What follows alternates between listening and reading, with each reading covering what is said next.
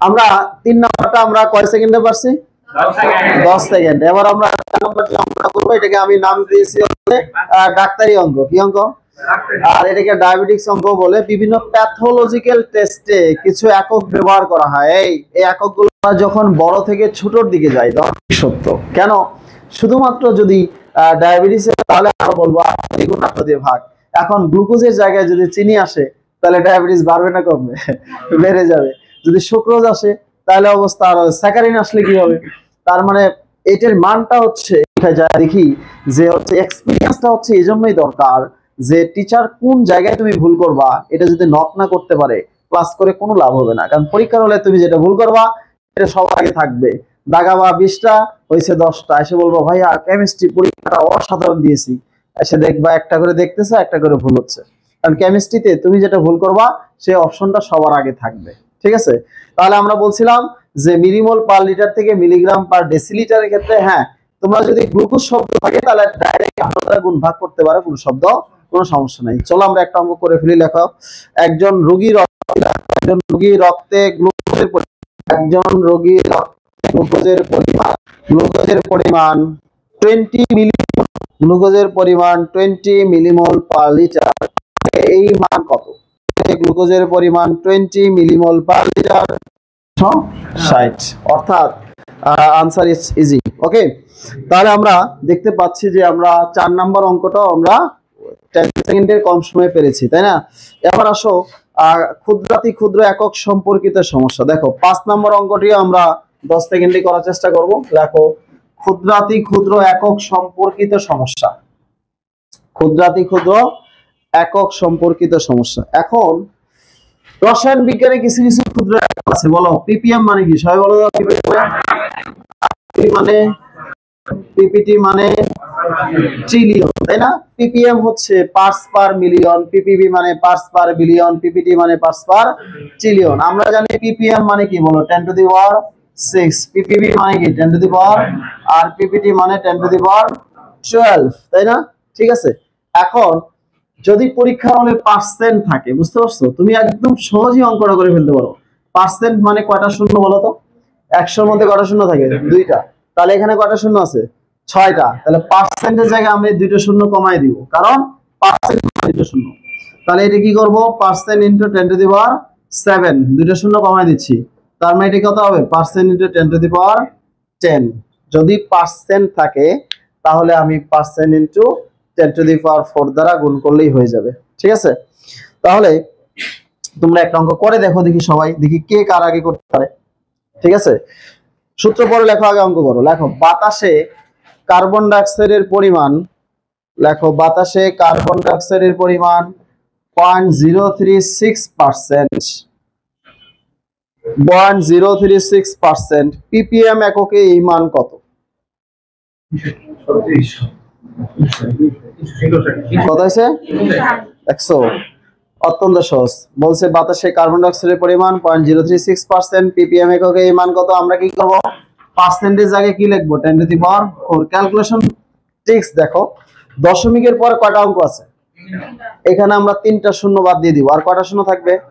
এইটা চলে গেল, এখানে একটা শূন্য থাকবে। একটা শূন্য আমি ডান পাশে বসায় দিলে আনসার কত হবে? 360। ঠিক আছে, আচ্ছা এখন আমরা একটা জিনিস বলতে চাই, সেটা হচ্ছে আচ্ছা জাহিদ সিদ্দিক একটু দাঁড়াও তো, দাঁড়াও। তুমি তো হচ্ছে গুচ্ছ ভর্তি পরীক্ষায় সেকেন্ড হলা, হ্যাঁ? সেকেন্ড হওয়ার পরও তুমি আসলে আবার কৃষিতে কেন পরীক্ষা দিবা? জোরে বলো। এই ড্রিমটা কবে থেকে দেখছো আসলে? কোথাও চান্স না পেয়ে নাকি আগে থেকে? আগে থেকে। সিরিয়াসলি? কিন্তু আমাদের সময় এমন একটা ছিল। আচ্ছা আচ্ছা, আর কোথাও চান্স পেয়েছো? না। আর কোথাও পাও নাই? ওয়াও, কোথাও চান্স পাইনি, জিএসটি তে সে সেকেন্ড। চিন্তা করো, ব্রিলিয়ান্ট। আচ্ছা সমস্যা নাই।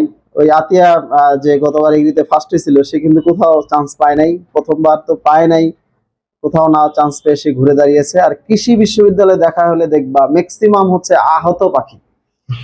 প্রত্যেকটা স্টুডেন্টই সে খুব মনে কষ্ট নিয়ে কৃষিতে ভর্তি হয়েছে।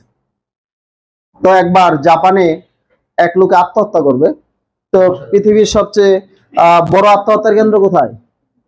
জাপানে। পৃথিবীর হাসির স্কুল কোথায়? জাপানে। তো জাপানে একটা ওই কোন এক এলাকায় একটা ট্রেডিশন আছে এরকম, তুমি যদি আত্মহত্যা করতে চাও তো আত্মহত্যাটা হাসি দিয়ে করতে হবে। মানুষ কি আত্মহত্যা কি সুখে করে? হ্যাঁ, তাহলে তাহলে হাসি দিয়ে কিভাবে আত্মহত্যা করবে?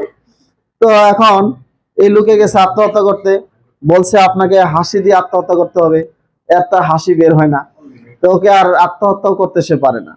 ঠিক আছে, পরে রাগ করে চলে আসে যে চাই আত্মহত্যাই করবো না। ঠিক আছে, তো ব্যাপারটা হচ্ছে এরকম, ক্যাম্পাসে তুমি যখন ভর্তি হবা দেখবা তুমি না চাইলেও তোমার ক্যারিয়ারটা ভালো হয়ে যাবে। তুমি চাইতেছো যে তুমি ক্যারিয়ার নিয়ে খুব বেশি সচেতন না, বাট দিন শেষে তোমার ক্যারিয়ারটা ভালো হয়ে যাবে। কারণ হচ্ছে এখানে পরিবেশটাই এরকম। হ্যাঁ, তুমি যদি এগ্রিভার্সিটি ক্যাম্পাসের হলে হাঁটাচলা করো তাহলে দেখবা তোমার বিসিএস এর 80% পড়াশোনা হয়ে গেছে। কারণ তোমার রুমমেটের যন্ত্র নাই, তোমার বিসিএস এর গল্প শুনতেই হবে, কিছু করার নাই। ঠিক আছে, তো এই কারণে দিস ইজ গুড ডিসিশন। আমাদের সময় আমি গল্পটা সবাই বলি, 45তম হয়েছিল ঢাকা বিশ্ববিদ্যালয়ে, সে ঢাকা বিশ্ববিদ্যালয়ে না পড়ে এগ্রিতে পড়াশোনা করেছে। নাও বাংলাদেশের আমাদের ব্যাচটা যারা বিসিএস ক্যাডার হয়েছে, বাংলাদেশে কোনো স্টুডেন্ট ওই ব্যাচ থেকে গ্রাজুয়েশন কমপ্লিট করতে পারেনি। সবার আগে আমাদের ব্যাচের গ্রাজুয়েশন কমপ্লিট হয়েছে। বুঝতে পারছো? তখন 4 বছর 9 মাসের মধ্যে গ্রাজুয়েশন শেষ হয়ে যেত, এখনো প্রায় হচ্ছে ভর্তির প্রায় 4 বছরের মধ্যে শেষ হয়ে যায়। So it's opportunity. আমি বলবো যারা চান্স পাও নাই তাদের জন্য গুড নিউজ। কারণ হচ্ছে এখানে সবাই দেখবা যে হচ্ছে কোথাও চান্স না পেয়ে আসছে, ফলে তাদের ভিতরে একটা জেদ বা ক্ষোভ থাকে। ওই ডিএমসি তে পড়তেছিস, ঠিক আছে, 4 বছর পরে তুমি যখন বিসিএস ক্যাডার হয়ে তাকে ফোন দিবা সবার আগে, দোস্ত you are welcome in my office. ঠিক আছে, যে মেডিকেলে পড়ে তখন সে দেখো কলেজে পড়তেছে আর তুমি ইউনিভার্সিটি শেষ করে ফেলছো। ঠিক আছে, মেডিকেল কি কলেজ না ইউনিভার্সিটি? ঠিক আছে, মাঝে মাঝে পোলা বানিয়ে করে তোর সাথে আমি কি কথা বলবো, তুই তো কলেজে পড়িস। আমি মেডিকেল কলেজকে ছোট করছি না, but career is not that যে শুধু মেডিকেলই যে কেরিয়ার, এটা কিন্তু না। কিন্তু আমরা আসলে বুঝতে অনেক কষ্ট হয়। আমি এই জন্য আমার গল্প যাদেরকে বলেছি, যারা 2-1 জন শুনেছিস, এদের আর কষ্ট থাকার কথা না। যে ঠিক আছে, কষ্ট আছে? কোনো কষ্ট নাই। ওকে, আচ্ছা, আমরা কয় সেকেন্ডে করছি বলো? 5 সেকেন্ড।